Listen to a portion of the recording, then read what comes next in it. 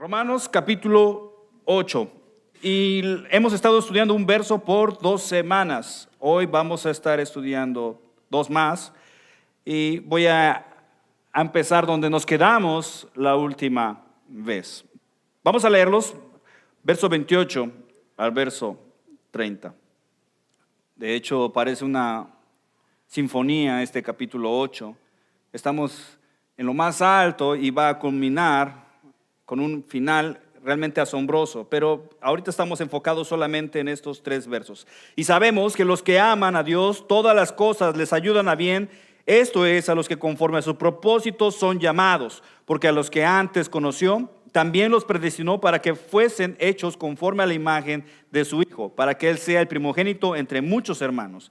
Y a los que predestinó, a estos también llamó, y a los que llamó, a estos también justificó, y a los que justificó, a estos también glorificó. Padre, te damos las gracias, glorifícate en esta noche, glorifica tu palabra, glorifica el nombre de Jesucristo, glorifícate, Señor, en medio de nosotros, llénanos con tu presencia, háblanos a nuestro corazón, Señor, y no solamente en este lugar, sino también habla a través de estos medios sociales. Señor, que tu palabra se expanda aún más en medio de las tinieblas y de la oscuridad, en medio del sufrimiento y del dolor de este mundo caído. Bendito eres, Dios Todopoderoso, y dejamos en tus manos este mensaje para que tú recibas toda la gloria y toda la honra en el nombre de Jesús. Amén. Nos quedamos la última vez hablando sobre los llamados. Sobre los llamados. ¿Recuerdas que también hemos sido llamados que los que amamos a Dios, que nos diferenciamos no solo por tener fe, sino que esa fe se ha transformado, nos ha llevado a amar a Dios de una manera no solamente expresada en obediencia, sino también un amor dentro de nuestro corazón. Así es que hemos sido no solamente escogidos por Dios, pero primeramente lo hizo al llamarnos hacia Él. Y somos llamados de parte de Dios, no en base a nuestras propias obras, porque se suele pensar que Dios nos ha llamado porque hemos hecho algo especial o estamos por hacer algo grandioso en la vida, pero no es así. Dios no nos llamó en base a nuestras propias obras. Y claro, para ser llamados es importante la fe. Dios da inicio llamándonos, pero no podemos responder a ese llamado a menos que lo respondamos a través de la fe. Así es que Dios es el que ha tomado la iniciativa para llamarnos a través de su gracia eterna. Así es que la elección que Dios hizo con cada uno de nosotros precede a la elección que nosotros hicimos hacia Él. Dios nos llama porque Él lo inició primeramente, pero nuestra respuesta fue en segundo lugar hacia Dios. Tanto la soberanía de Dios como la libertad del hombre están unidas. Hay mucha gente que exalta la soberanía de Dios, hay otros que no es necesario la respuesta del hombre. Hay gente que piensa que mucha gente es salva sin saberlo. ¿Por qué? Porque Dios ya así lo decidió y no es así. Tiene que venir la persona a ser salva reconociendo a Jesús primeramente. No puede llegar una persona a pensar que ha sido llamada por Dios sin haber reconocido primeramente a Cristo. Entonces, primero Dios hace el llamado de una manera inicial y nosotros respondemos con la fe, con la fe. Dijimos que todos los cristianos son llamados por Dios. Dijimos que en Efesios capítulo 1, verso 11, habiendo sido predestinados conforme al propósito del que hace todas las cosas según el designio de su voluntad. Su llamamiento se hace una vez y se hizo para siempre. Lo hizo Dios antes de crear el universo y lo hizo una sola vez y para siempre. Y simplemente va a continuar cuando estemos en el lado del cielo. El llamamiento es iniciado por Dios en su poder y soberanía, y no solamente eso, también en base a su amor. No está aparte de la fe. Recuerda, no está aparte de la fe. Como he dicho, nadie puede venir a Cristo sin haberlo reconocido primeramente. Así es que debemos confiar en esto. Si Dios ya lo hizo desde un principio, y la prueba está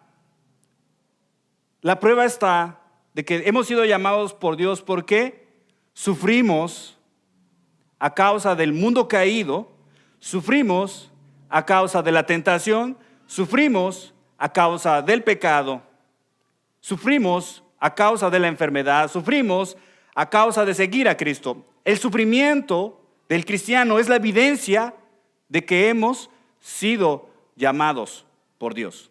Y eso debe de traer una profunda seguridad en nuestro corazón, de que si sufrimos por Cristo es que hemos sido llamados inicialmente por Dios y solamente nosotros hemos respondido por la fe.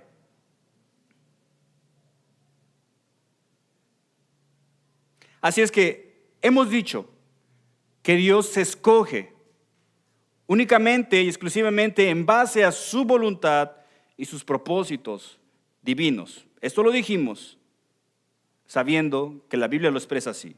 Acompáñame a Isaías, capítulo 46, verso 9 al 11. Vamos a volver a leer este verso, muy importante.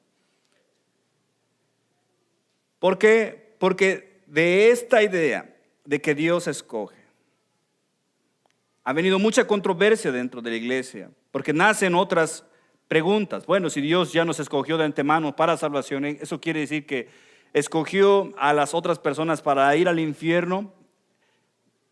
No es así. De hecho, la Biblia no enseña eso. La Biblia enseña que Dios desea que todos vengamos a la salvación. Dios entregó su vida, Jesucristo entregó su vida por el mundo entero, deseando que todos lleguemos a la reconciliación con Él. Pero depende de si respondemos con fe o no lo hacemos. Así es que regresando a Isaías, capítulo 46, verso 9 al 11, dice: porque yo soy Dios y no hay otro Dios, y nada es semejante a mí, que anuncio lo por venir desde el principio y desde la antigüedad, lo que aún no era hecho, que digo, mi consejo permanecerá y haré todo lo que quiero, que llamo desde el oriente al ave y de la tierra lejana al varón de mi consejo. Yo hablé y lo haré venir. Lo he pensado y también lo haré. Vemos la voluntad de Dios en sus propósitos divinos para nuestras vidas. Y una vez más, en base a quién es Él, podemos descansar en esta salvación. Por eso el título de este mensaje es nuestra seguridad máxima de salvación. Y esa seguridad máxima de salvación la podemos encontrar en los versos 28, 29 y 30, porque Dios así ya lo decidió para nosotros. Una vez más, la prueba es de que tú estás dentro de la familia de Dios porque sufres juntamente con Cristo. Lo que pasa que muy dentro de nosotros no nos agrada esa idea de sufrir. Pero esa es una seguridad profunda de nuestra permanencia en Jesús. Así es que, volvemos al verso 28. Dice: y sabemos que los que aman a Dios, todas las cosas les ayudan a bien. Esto es, a los que conforme a su propósito son llamados. Ese es el verso que hemos estudiado estas 2 últimas semanas. ¿Qué dijimos que son todas estas cosas? Todas las cosas buenas de Dios primeramente, pero también sus bendiciones físicas, emocionales y también, por supuesto, espirituales. Pero también hablamos de cosas malas, como sufrimiento, tentación y pecado. Cuando dice esto es, nos está introduciendo para aclarar lo que acaba de decir, que los que aman a Dios, todas las cosas les ayudan a bien. A los que conforme a su propósito son llamados. Es decir, Él está introduciendo, explicar que todo lo que vivimos a diario, si eres un hijo de Dios, está en acorde y obedece un objetivo. un objetivo que se pretende alcanzar ya por hecho. Ya es un objetivo que se pretende alcanzar ya por hecho. No se puede cambiar. ¿Cuál es el objetivo que se pretende alcanzar? Lo dice adelante, porque los que antes conoció también los predestinó para que fuesen hechos conforme a la imagen de su Hijo, para que Él sea el primogénito entre muchos hermanos. Así es que encontramos un objetivo que alcanzar como hijos de Dios. Pero realmente aquí vemos dos objetivos, dos propósitos. Uno es el que profesamos como iglesia, ser como Jesús. El propósito número uno es para que fuésemos hechos conforme a la imagen de su Hijo. Propósito número dos. Y este está mucho más arriba del primer propósito. ¿Qué? Para que Él sea el primogénito entre muchos hermanos. Sí, pretende darnos la gloria. Bueno, no pretende, ya lo hizo. Corrección, ¿verdad? Si ya nos eligió de antemano, ya lo hizo. Si su idea fue darnos su gloria con esto, y no solamente cualquier gloria, sino la gloria de Cristo, no haciendo a Cristo no solamente igual a nosotros, sino superior a nosotros. Y esto no se nos debe de olvidar de que Jesús, a pesar de que estamos por esperar esa gloria futura, no deja de estar por arriba de nosotros. Entonces, el primer propósito, hechos conforme, es una palabra muy interesante y significa en el griego sumorfizo, así como sum de sumar, morfizo de forma. Y eso es lo que quiere decir, hacer de forma semejante a otra cosa o hacer semejante a una persona. Y parece sarcástico, pero aquí todos deseamos ser hechos semejantes a algo o a alguien. Todos aquí deseamos ser hechos semejantes a algo o a alguien. ¿Qué es? No lo sé, pero tú lo sabes. Tú estás buscando un objetivo, una meta, estás esperando ser semejante a algo o a alguien o tener un propósito muy diferente. Y esto nace de nuestro corazón caído que busca esa ansiedad de ser semejante a algo, pero lo hace en base a la carne. Si andamos en el Espíritu, tenemos que buscar fuertemente ser hechos semejantes al Hijo de Dios. Y esto no es diferente entre los hijos de Dios. Luchamos con este deseo de la carne a hacer totalmente algo distinto a lo que es el Hijo de Dios. Y simplemente pregúntate en qué es lo que te enfocas más. Eso es a donde tú quieres dirigirte y hacer, y eso es lo que tú pretendes hacer y ser semejante o hecho a tal cosa o a tal vida. El mundo lo llama así. El mundo simplemente no tiene este deseo, simplemente desea también ser semejante o conformado a algo, y lo dicen de esta manera: esta es mi vida y yo la vivo como quiera. Entonces ambos hacemos esto, pero ¿por qué? Porque muy dentro de nosotros está ese deseo de esa gloria. Dijimos hace mucho tiempo que la gloria que perdimos en la caída es la gloria que buscamos ahora en este mundo y en las cosas de este mundo. Pero Dios nos rescata y nos libra para poder buscar la gloria de Dios, la gloria de Cristo. Así es que todas las cosas obedecen al objetivo de hacernos conforme a la semejanza de Cristo. Ahora, ¿cómo? O sea que voy a tener barba, voy a tener unos 30, 33 años, un cuerpo saludable, porque seguramente era saludable, ¿sí? No creo que haya comido McDonald's o tanto comida chatarra en aquel tiempo. De hecho, comía muy sanamente. Así es que hemos de ser hechos semejantes de una manera externa, pero también interna. De manera externa y también interna. Acompáñame a Filipenses, capítulo 3, verso 1.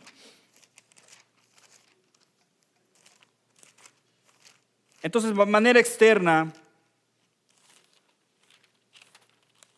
estamos esperando recibir un cuerpo como el suyo. En Filipenses capítulo 3, verso 1, verso 21. Dice él, la palabra, bueno, leamos desde el verso 20, mas nuestra ciudadanía está en los cielos, donde también esperamos al Salvador, a Cristo, al Señor Jesucristo. Verso 21. El cual transformará el cuerpo de la humillación nuestra, este cuerpo que ahora tenemos, para que sea semejante al cuerpo de la gloria suya. ¿Cómo? Por el poder con el cual puede también sujetar a sí mismo todas las cosas. De la misma manera que sujeta al universo entero, de esa misma manera actuará ese poder para darnos ese cuerpo semejante al de Él. En Filipenses, en la misma cita, en la NTV dice de esta manera: Él tomará nuestro débil cuerpo mortal y lo transformará en un cuerpo glorioso, igual al de Él. Lo hará, ¿cómo? Valiéndose del mismo poder con el que pondrá todas las cosas bajo su dominio. Este cuerpo será un cuerpo glorioso y será libre del poder del pecado, que eso es lo mejor que puede pasarnos. Sí, porque este cuerpo nos empuja a ir en contra de la voluntad de Dios. Y nos liberará de las consecuencias del pecado, que son la corrupción, la muerte y el sufrimiento. Pero también de manera interna. También nos dará esa semejanza interna. Así que ya no habrá lugar para pensar en las cosas que ahora pensamos. Ya no habrá lugar en las cosas en las que ahora pensamos en la carne. En la carne cuando nos asalta por sorpresa, porque claro, nosotros debemos vivir conforme al Espíritu, no conforme a la carne, pero la carne nos asalta cuando estamos distraídos y empezamos a pensar en las cosas de la carne y hacer nuestra voluntad y responder conforme a lo que pensamos y sentimos y no conforme a la voluntad de Dios. En este nuevo cuerpo no solamente tendremos la ley de Dios escrita aquí en la mente, sino también en nuestro corazón. ¿Por qué es importante la palabra de Dios constantemente? Para no pecar en contra de Dios. De esta manera, amaremos de manera perfecta a Dios.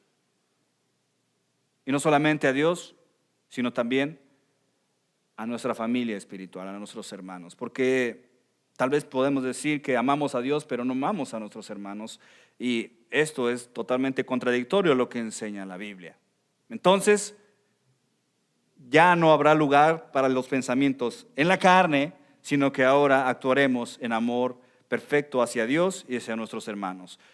Donde el fruto del Espíritu, el amor, la alegría, la paz, la paciencia, la gentileza, la bondad, la fidelidad, la humildad y el control propio, ya no tendrá ninguna interrupción por la carne. Amaremos de manera perfecta. Estaremos alegres de manera perfecta. Tendremos paz de manera perfecta. Seremos pacientes de manera perfecta. Seremos gentiles de manera perfecta. Fieles, no solamente a Dios, sino también a los hermanos. Humildes y además de control propio.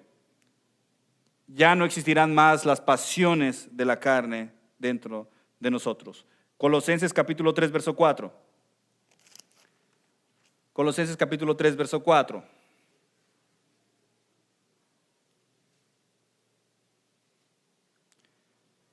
En Colosenses capítulo 3, verso 4 dice: cuando Cristo vuestra vida se manifieste, entonces vosotros también seréis manifestados con Él en gloria. En la NTV dice: cuando Cristo, quien es la vida de ustedes, sea revelado a todo el mundo, ustedes participarán de toda su gloria. No solamente seremos transformados físicamente, sino que además en un estado mental y espiritual seremos santos, perfectos, como la misma santidad que Cristo posee. Es decir, si vamos a parecernos a Cristo tanto física como espiritualmente, ¿quiere decir que no voy a reconocer a mi esposa en el cielo? O sea, porque va a tener el cuerpo de Cristo y la mente de Cristo. ¿La podré reconocer ahí? Claro que la voy a poder reconocer. ¿Podré reconocer a mis hijos? Claro. ¿Podré reconocer a mis hermanos en Cristo? A cada uno los voy a poder reconocer. De igual manera tú me reconocerás a mí. ¿Por qué? Porque eso no significa que perderemos nuestra identidad personal. Aunque tendremos un cuerpo glorificado y una mente pura y santa, no perderemos quién es Gabriel, quién es Edgar, quién es cada uno de ustedes. Nos reconoceremos. ¿Sí? Es parte de la bendición que tendremos juntamente con Dios, de disfrutar no solamente de la presencia de Dios, sino también de nuestra familia espiritual, sin que el pecado nos estorbe. Porque lo cierto es que el pecado nos va a estorbar y nos vamos a lastimar entre nosotros. El primer propósito no es tan grandioso como el segundo propósito. El segundo propósito es ¿cuál? Para que Él sea primogénito entre muchos hermanos. El primogénito es el primer hijo. El primer hijo. Y en la cultura judía tenía preeminencia o tenía mayor autoridad. Era el que recibía mayor herencia. Es más, si moría el padre, él podía tomar el cargo de la tribu. Así es que no estamos hablando de que sea el primer hermano mayor, sino estamos hablando de su preeminencia y de su dignidad. Dice la Biblia que Él es superior en todo, ocupando un lugar más elevado a los que hemos de ser conforme a la imagen de su Hijo. Sí, nosotros hemos de ser conforme a la imagen de Él, pero Él va a estar en un lugar más elevado que nosotros. Porque Él es el primogénito de la creación, dice la Biblia.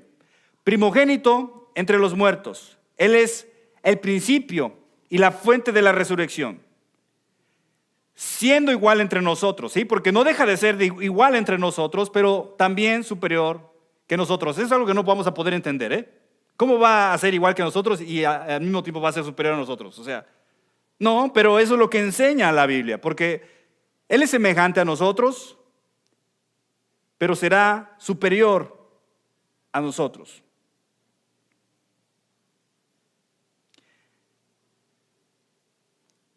El primer propósito se debe de cumplir. Debemos de estar a la par con Cristo, pero además estará sobre nosotros. En Colosenses capítulo 1, verso 15. Vamos a leer Colosenses capítulo 1, verso 15 al 18.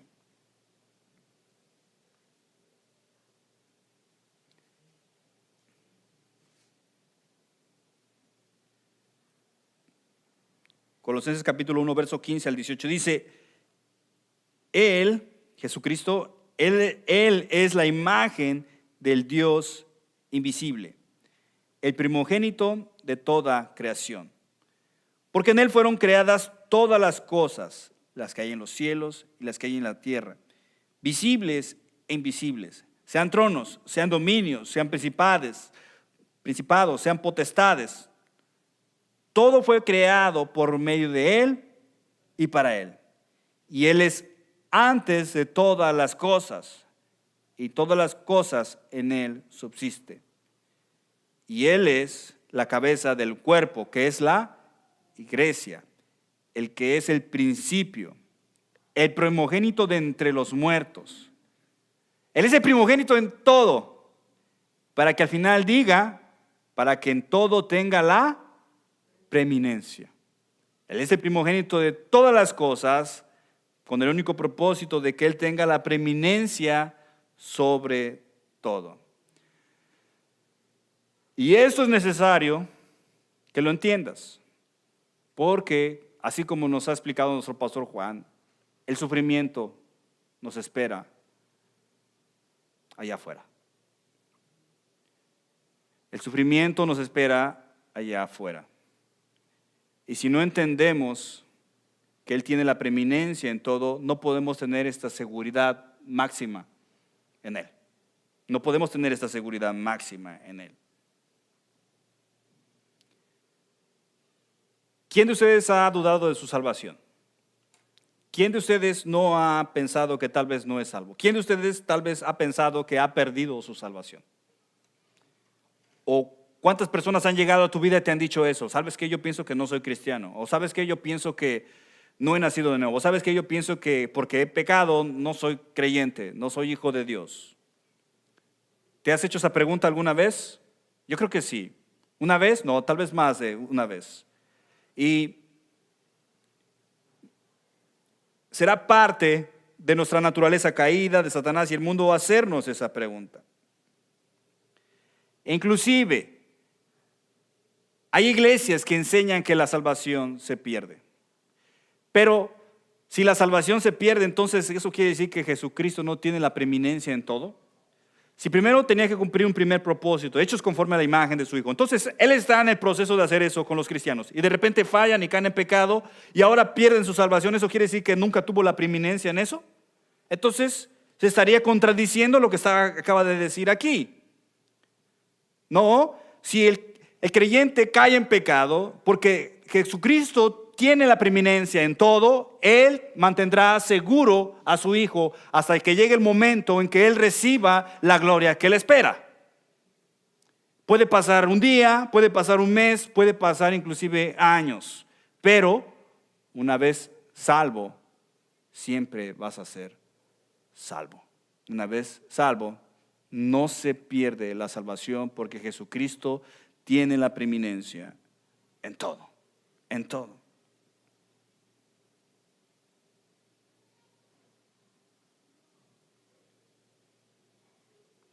El primer propósito es grandioso, ser como Jesús.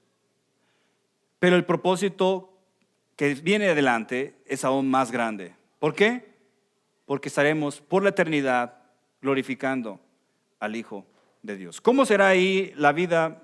No. Pero estoy casi seguro que hemos de disfrutar de las cosas de este mundo bien sin el pecado. Disfrutaremos de nuestra relación espiritual entre hermanos sin el pecado. Disfrutaremos de una vida sin las molestias del pecado, de la muerte, del sufrimiento. Habrá una dicha, una alegría en estar siempre en la presencia de Dios, alejados de este mundo horrible y perverso. ¿Por qué? Porque Dios ya había establecido en su amor a su Hijo crear un grupo de personas que le adoraran. ¿Por qué todo este rollo? ¿Por qué? ¿Por qué tuvo que caer Adán? ¿Por qué tuvo que ser Israel vuelto un esclavo y después ser libertado por Dios? ¿Por qué tuvo que Jesucristo morir en la cruz? ¿Por qué? Porque Dios ya lo había anticipado para crear un grupo de personas que adoraran a su Hijo. Ese es el propósito por el cual Dios eligió que nosotros fuésemos hechos conformes a la imagen de su Hijo, para que podamos darle toda la gloria y toda la honra a Él. Y en eso hay mucha bendición. Mucha bendición. Ahora, no sé qué tan importante es para ti, pero para mí es algo grandioso. Y más, llegar a esos versos que si los lees por leerlos, puedes atesorarlos y sobre todo el verso 28, pero cuando llegamos a este verso 29 y 30, que dice, por ejemplo, porque a los que antes conoció, también los predestinó. Y a los que predestinó, a estos también llamó. Y a los que llamó, a estos también justificó. Y a los que justificó, a estos también glorificó. ¿Qué es esto? ¿Qué es todo esto? Y muchos teólogos y mucha gente se mete a querer analizar cada detalle aquí y querer sacar una teología bien difícil de entender y de comprender. Hay volúmenes sobre esto. Hay libros. Pero simplemente vemos el orden de nuestra salvación. El orden de nuestra salvación. ¿Cuál es este orden? Primero, presciencia o, como dice ahí, antes conoció. Presciencia, preconocimiento. El segundo es predestinación. El siguiente es llamamiento. El siguiente es justificación. Y el siguiente es glorificación. Vemos así como estos 5 pasos que suceden en la vida de un creyente. Tú ya fuiste conocido por Dios. 1. Ya fuiste predestinado por Dios. 3. Ya fuiste llamado por Dios. Ya fuiste justificado por Dios y ya fuiste glorificado por Dios. Ahora, ¿cuándo pasó esto? ¿Esto va a pasar en el futuro? No, tampoco. Esto pasó desde que Dios lo decidió antes de crear el universo. Ese es el proceso que seguimos nosotros. Pero esto se ha cumplido una y una sola vez en toda la eternidad. Nosotros simplemente estamos metidos en el tiempo, pero para Dios, Dios ya te ve, Dios ya nos ve con esa gloria tanto externa como interna. Él ya nos ve con esa gloria que se perdió en Él, en la caída en Adán. Tú y yo nos vemos bien pecadores y sí sabemos, ¿verdad? Vemos nuestras fallas, vemos nuestros errores, pero Dios no nos ve así. Dios ya nos ve perfectos. ¿Por qué?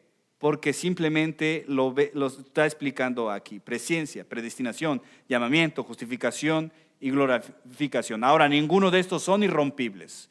Eso fue un acto de voluntad de parte de Dios desde un principio y son irrompibles. Son irrompibles.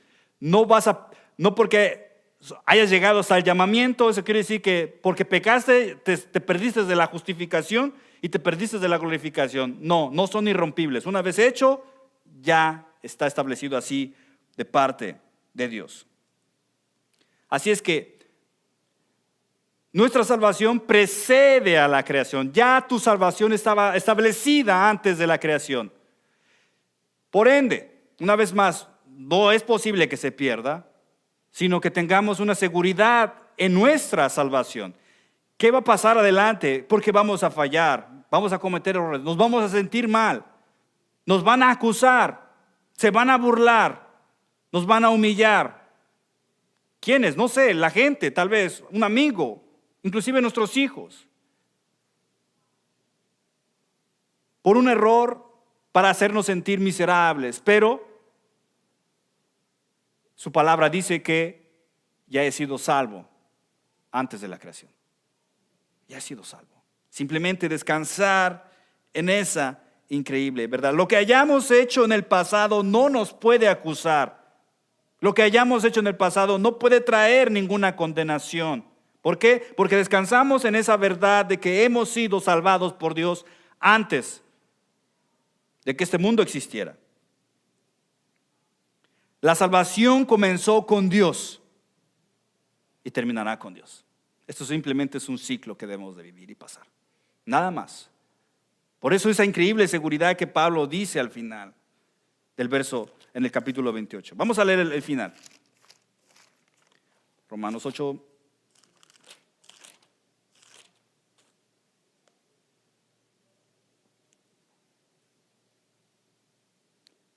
Verso 38 y el 39. Aún no vamos a llegar ahí. Pero sabiendo esto, sabiendo que nuestra salvación precede a la creación, por eso Pablo dice, por lo cual estoy seguro de que ni la muerte, ni la vida, ni ángeles, ni principados, ni potestades, ni lo que estoy viviendo en el presente, ni lo que voy a vivir en el futuro, ni lo alto, ni lo profundo, y por si algo se le escapa, ni ninguna otra cosa creada, dice, nos podrá separar del amor de Dios que es en Cristo Jesús, Señor nuestro. Por eso está ese verso 29 y 30 allí. Todas esas palabras raras están ahí para darnos esa seguridad máxima de salvación. Y que estamos, como dijimos en el principio, en sus manos. Él ya había decidido conocernos. Él nos conoció por propia decisión. Él no viajó en el futuro porque es lo que él hace, ¿verdad? A él no lo detiene ni el pasado, ni el presente, ni el futuro. Él no lo decidió en un principio y después fue a ver al futuro, a ver si respondíamos con fe y entonces podernos dar la salvación. No, él ya lo había decidido así. Y nosotros simplemente responderíamos en fe. No hay tal cosa de pensar así.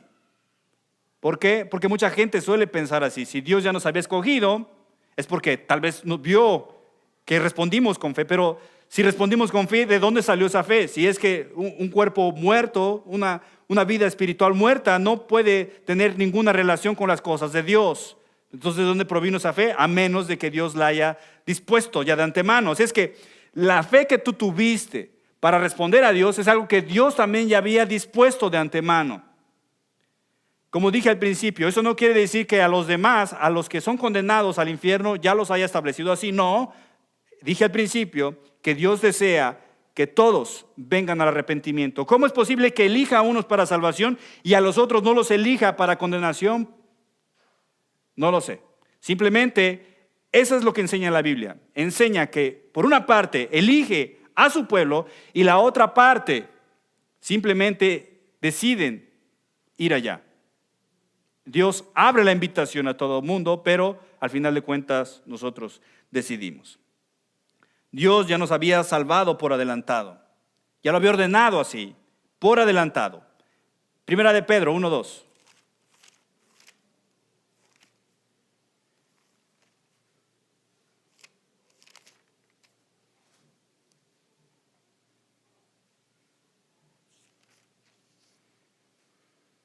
Primera de Pedro 1:2, primera carta de Pedro en el capítulo 1, verso 2, dice que fuimos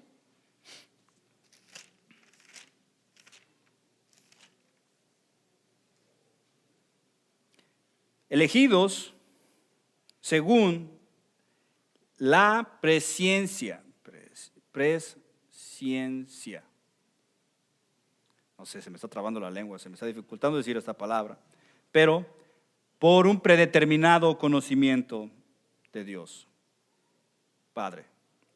Y ahí mismo, en el verso 20, aquí hablando de Jesús, ya destinado antes de la fundación del mundo, pero manifestado en los posteriores tiempos por amor de vosotros. Los creyentes, nosotros ya fuimos conocidos por Dios. ¿De qué forma? Con lo que hemos leído en el verso 1 y en el verso 20, que habla sobre Jesucristo. Dios nos conoció de la misma forma que Cristo fue conocido con anterioridad. De la misma manera que Dios conoció a Cristo, que vendría a pasar todo lo que vivió aquí sobre la tierra, es lo mismo que ya había hecho con nosotros. Jeremías 1:5. Mucha gente tiene problemas con la elección. Tal vez un día te los topes, tal vez no. Tal vez un día te lo topes con tu mente y te pongas a pensar en, ¿por qué dijo esto el hermano? No entendí muy bien. O sea, ¿cómo somos elegidos? Pero ¿qué pasa con esto? ¿Qué pasa con aquello? Jeremías capítulo 1, verso 5. Muchos conocen este verso de memoria. Jeremías capítulo 1, verso 5 dice, antes que te formase en el vientre, te conocí. Y antes que nacieses, te santifiqué. Hablando del profeta Jeremías, pero eso se puede aplicar de igual manera a nosotros. No siendo profetas, pero sí siendo sus hijos. Juan capítulo 10, verso 14. Una vez determinado así, Él ya nos conocía y por su propia voluntad, autoridad, nosotros también ya le conocíamos. Juan capítulo 10, verso 14, yo soy el buen pastor. Y dice, y conozco mis ovejas, y esto es glorioso, y las mías me conocen.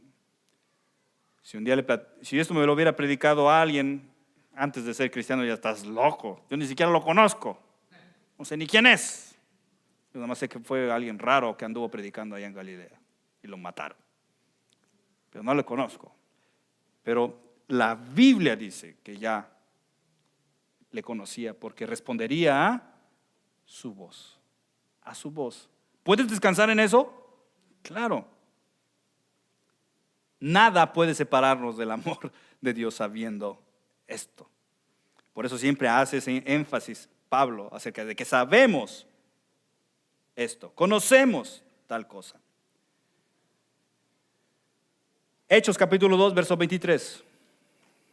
Hechos capítulo 2, verso 23. Volvemos a mirar esa misma idea de reconocimiento.